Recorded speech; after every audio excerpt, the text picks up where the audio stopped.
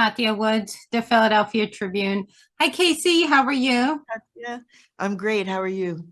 Excellent, excellent. Let's talk a little bit about Miss Whitney. I grew up in Central Jersey, Lawrenceville, Trenton Wow. area. So, Wow. um, talk about the challenge of making a movie about someone A, who's so beloved, and B, who so many people knew that are still very much alive. What was your mindset going into this project?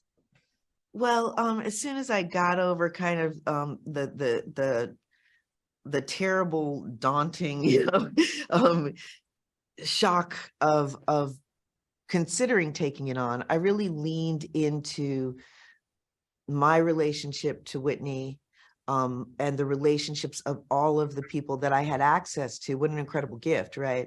I had access to the people that were helping to produce the movie, and I also knew some people that knew Whitney. And so I talked to everybody, and I really focused on the picture that was coming out of those conversations, and the relationships, frankly, that she had. And that became a big focus of mine. All of these relationships that I thought of as love relationships. That's what I really wanted to bring to it. Talk about,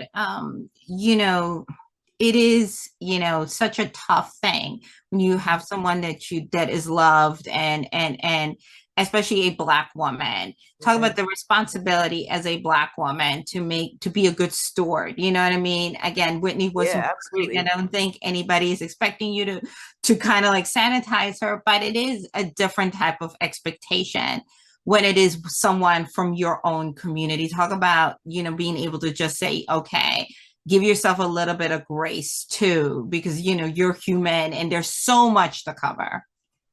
Yeah, I mean, look, there was no way I was going to be disrespectful.